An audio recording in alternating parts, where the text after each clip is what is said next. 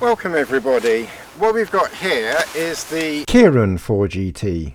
I went with this tent, and as you can see, it's quite a big pack size, but it probably will pack down, you know, a little bit smaller. I went with this tent because at some point in the future, almost certainly not this year, maybe next year, we'll kind of see. I'm not pressuring myself or anything. If it happens, it happens. If it doesn't, and I take it down to Dartmoor, which I certainly will this year, then that's fine too. But I'm partly hoping one day to get to Sweden or Norway and do some Nordic skiing there. And if I do some Nordic skiing, maybe take a pulk, like a toboggan thing, put this on that, and you know, and then just camping some deep snow and some cold weather out there. And I wanted something that was, you know, bigger than my Namage 3GT. I didn't really see the point in just going up to the Keron 3GT.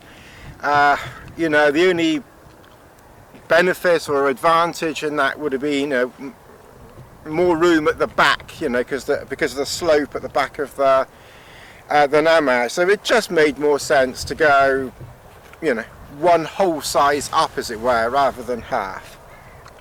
So what we're going to do is, the other thing that I want to try is, this is my old Nikon D850, and I'll do this manual focusing because the older Nikons, they don't focus so well. But I just want to see what it's like for recording with a microphone and such like, because if I go where it's very, very cold, I won't realistically be able to use the GoPro because the battery will probably be, you know, too small. So it's kind of like a double experiment really. So we found an area through here which is wide and long enough in this field to pitch this. It's basically 1 meter, so I think it's about 2 meters of porch, 2 meters of inner, and then 1 meter of porch at the back. So you've got a 5 meter long tent, and it's about 2 meters wide approximately. So you need to make sure that you've got at least 5 by 2 meters plus space for your pegs. So what you get in the pack is 4 long poles, 1 big tent, and a lot of tent pegs. This is the first time that I've ever opened this out, so I don't actually know whether this is the width or, I think that's the width of it there, and I don't know which is the front. I'm thinking this is the front. I think that's the front. And well, having said that, it's got the name Hilleberg written on both sides. So I thought that, yeah, I think we are lucky. Yes, that's the front there. That is definitely the front. A few interesting things that I noticed straight away is the back. You just get 2 tie-out points. So the back is, here anyway, is narrower than the Namage. Right, if it's very windy, then I like to very loosely just peg out the front. Right, so as always, you get a spare tent peg. You get 4 10mm poles. Try not to lose your rubbers.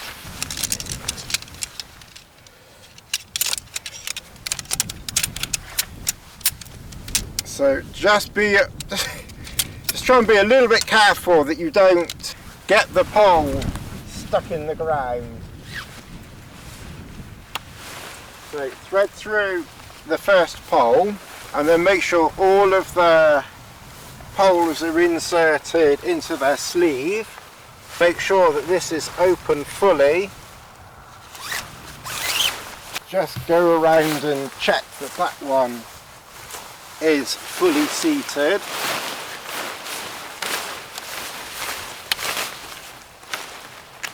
And then get that one in there. We'll tighten them all up in a minute.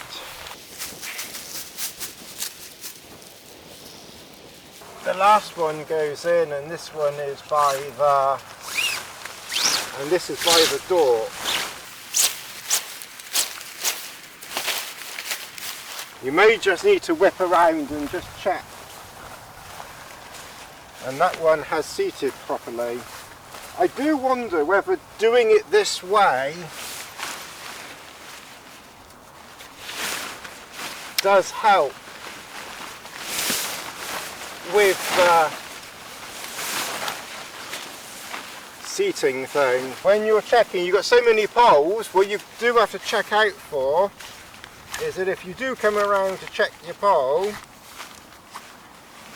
make sure that you're looking at the correct pole, because obviously that I wasn't. And then that goes in there. That's all 4 poles done. And then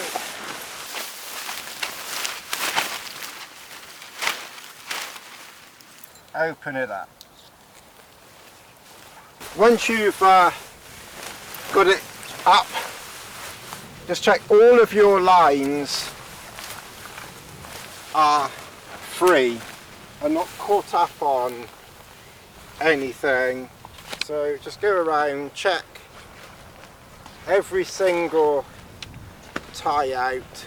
The next thing that you want to do is to tighten up these tying points for the, get them all so they're nice and tight. What you can do if you want to is there should be enough pegs for these little supplementary tie out points down here.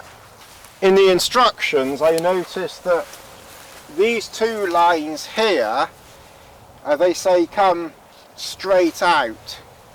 I can't help but think that if the wind is blowing this way, that you want to have this one, you know, at a slight angle to give some strength that way. This one you could maybe do straight. This one here we would do at that angle there. So I wouldn't make these too tight at the moment because we haven't done the other side. And then this one at the back, this obviously goes at a 45-degree angle. This one comes straight out. It does look quite a good size. And again, I'm suggesting if the wind is blowing this way, I would be pegging it this way. If the wind was hitting it at the side, then you probably would want to have this more like 90 degrees. So these, I think you probably just need to be a little bit flexible on, depending on where you pitch and the wind. And then the front one, which comes out in the front. Once you've got it in position, just make sure your pegs are firm and then tighten these up. Tighten the front up, tighten those up, and then repeat at the back. Right. The only thing with tying it like this at the back is obviously you've got the back door here, so if you do want to get in and out and you've got it at at 45 degrees here to the door, then obviously getting in and out the back may not be so easy. So if you do want to use your back passage, you may just want to swing that one around a little bit. But realistically, if the wind is blowing in this way, I really don't think you're going to be coming this way, as the actress said to the bishop. So just to give you an idea of space, this foam mat is 1.5 meters long and is about 75 centimeters wide. And no, it's not massive in here, but obviously if you needed to put, you know, packs in here, or you just wanted additional storage, or I guess if you were rescuing a maiden in distress and you had a male partner with you and you didn't want him in the main compartment with you because you've just rescued this maiden in distress, then you could chuck him back here and have the maiden in the main compartment with you. You know, so you wouldn't be completely heartless if you chuck someone in this section. They'd survive. What you've got here is basically exactly the same. Oh my god, that's huge. So basically what you've got here is pretty much exactly the same layout as in a Namage 2, 3, and any of those. You've got your main door, you've got your no-seam mesh on one side, and then obviously a solid inner on the other side, and one very, very large, voluminous interior, which we will, you know, have a look at in a minute. Inside you've got 4 pockets in all 4 corners. I think what we'll do is we'll close this side up here, and then we'll go around we'll pop round the front. It's basically a huge Namage 2 door. I think keep the zips here, and then when you pitch it you can get to them quickly. But like I said, you know, it is a second vestibule and a second vent. You know, you could leave the door open if it's not raining, and when you finish you can just close the door up, and you have this very nice, this really big zip cover there, so no rain is going to get into that zip. Now we're at the front. I've already got my tent dirty, never mind. You've got, I think they call it a triple or a quad zip. Down the bottom you get a secure thing there. There's no seam mesh behind the door. We'll open the door that way because that's the most convenient way to get in. Of course, this door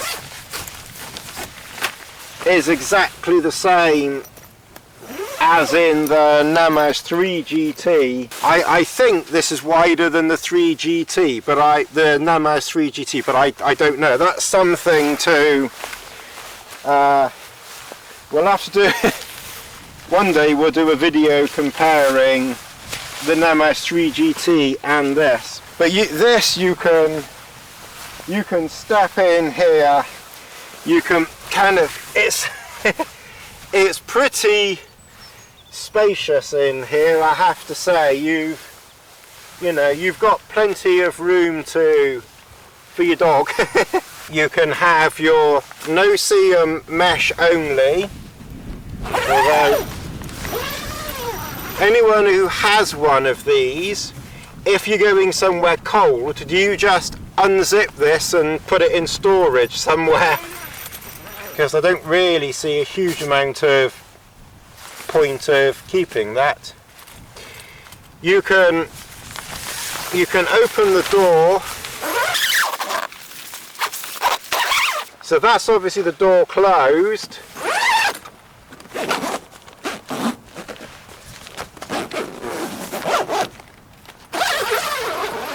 So you could open the door, so if you had, you know, a lot of snow building up there, then you could open the door like that and then just step in. Just obviously be very careful that you don't stand on that. I have to say, I think I'm too clumsy for that type of thing.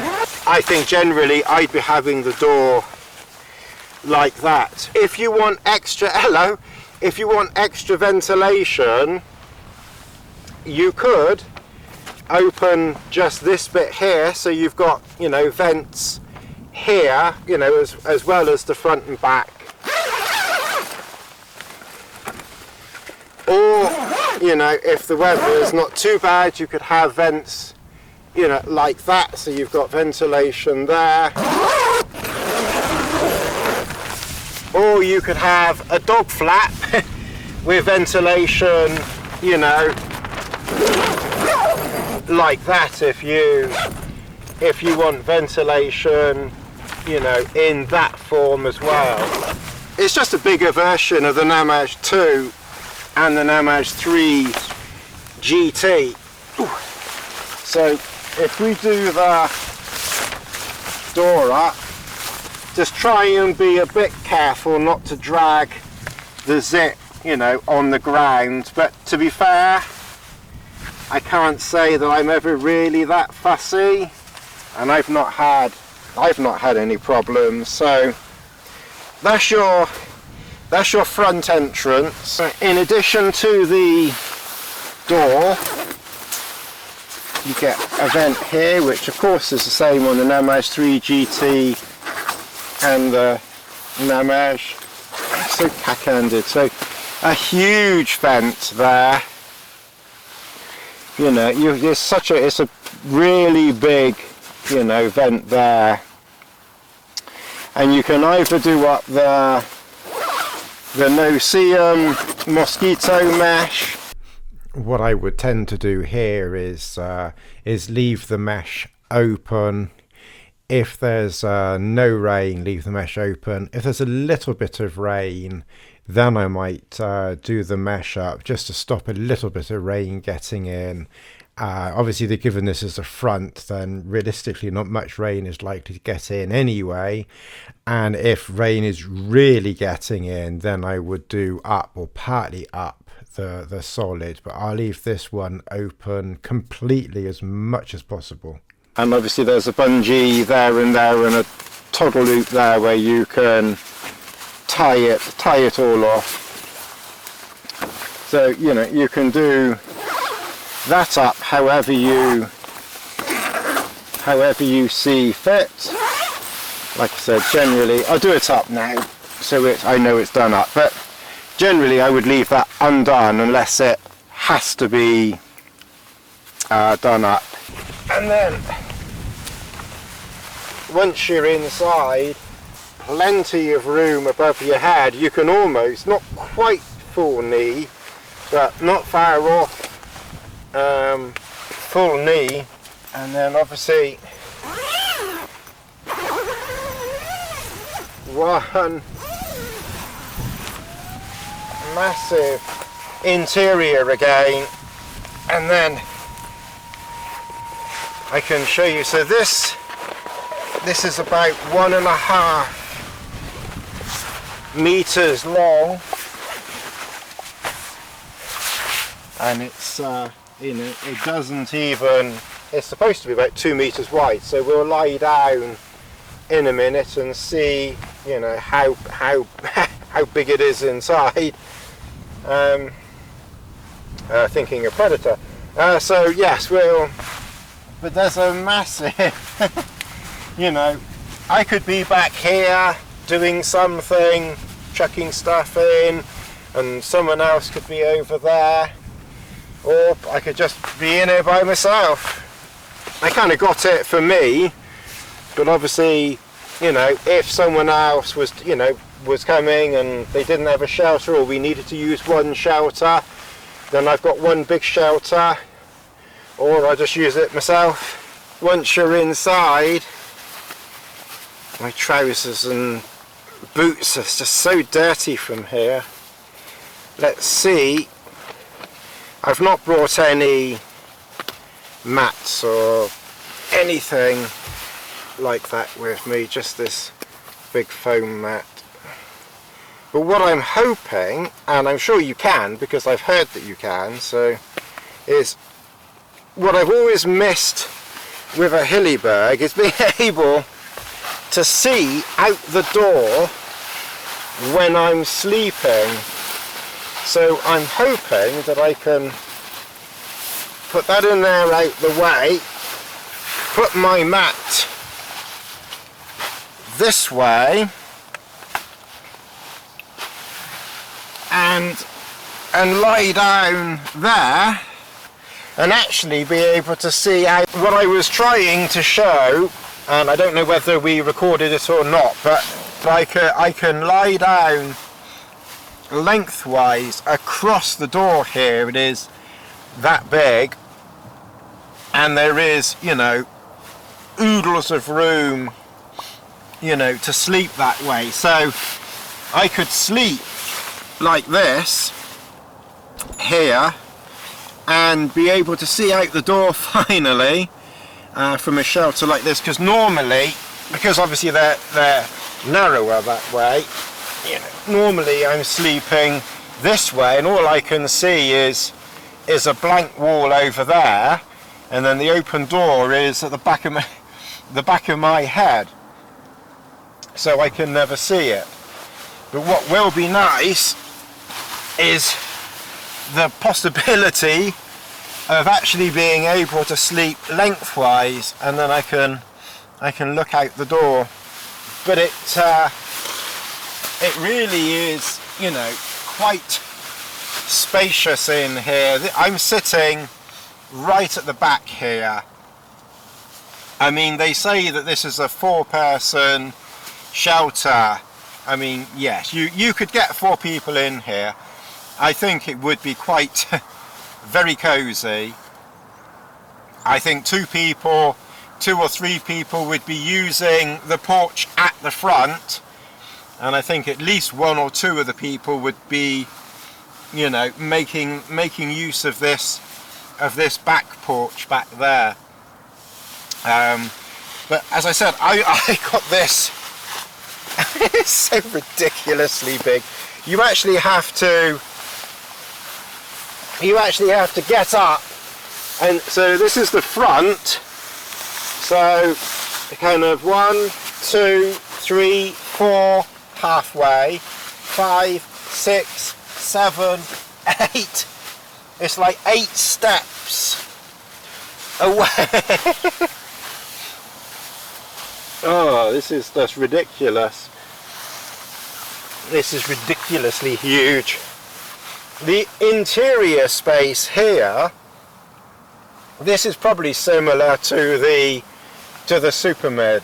This might even be marginally bigger than the Super Mid, but the Super Mid footprint probably is this inner space here. But that shows how big how big the Super Mid is, that you could be doing your stuff here in the Super Mid, and then you've still got all of that porch space, you know, there. So that shows how big the Super Mid is.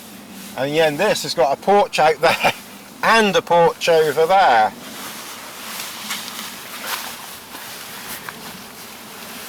So we did make a cup of tea, and when you want to do up the inner, which I must admit I never do, I'm not even sure I would if it was freezing cold. I think the more ventilation you get, the better, but the option is certainly there. Okay, so like this. So here if you, let's stay there. So here if you have the bungee, here if you have the no-seam mesh done up, then you can, then the inner, you could tie off there. I don't think I've got that on the Namaz 3 GT. I don't remember seeing it. So whether this is a new feature or a new design thing, I don't know, but I don't remember seeing that. So you get these little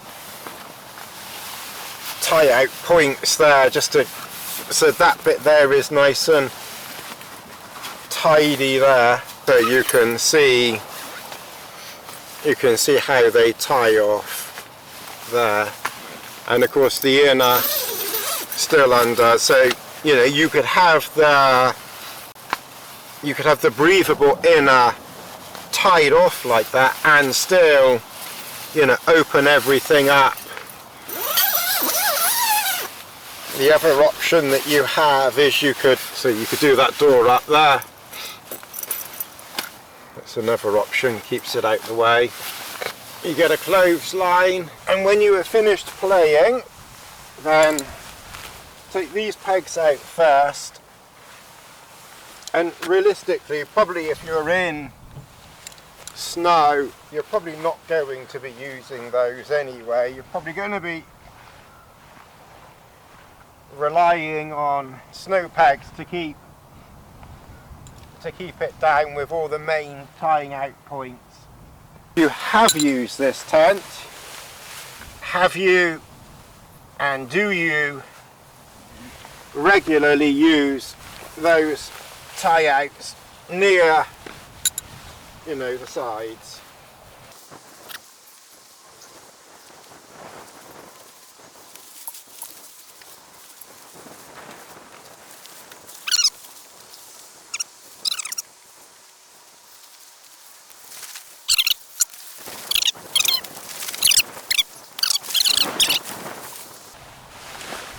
Now, I'm not exactly sure how it works, and I'll figure it out one day, you know, separately.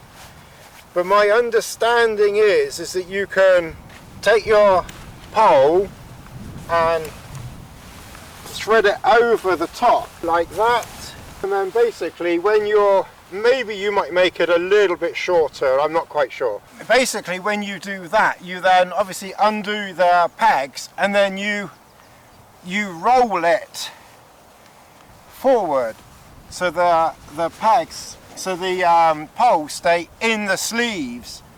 So when it's like really, really bad weather, you just roll it up with the poles still in the sleeves. Like I said, I don't know whether I need to make them a bit shorter or what, but ideally I guess you'd have it the same width as the length of your pulk or of a bag that you could put it in. So this is probably a bit on the long side, so you'd probably have to just move it down one more bit and get another pole length, so you're maybe about halfway or something like that. But that's another way that you can, you know, put this away. You then just roll it up, so you've then got one roll, and then put that in a bag, and then just put that on top of your pulk, and then carry it to your next camp, you know, on your pulk as you're skiing along. And then when you get there, you just take it out, and it's kind of ready to go with all your poles already, you know, in place.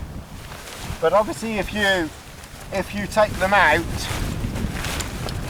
then obviously you've just got to make sure that you push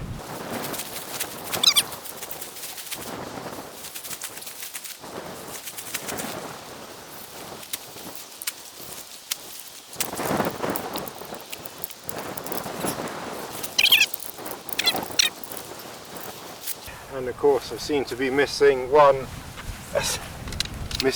rubber.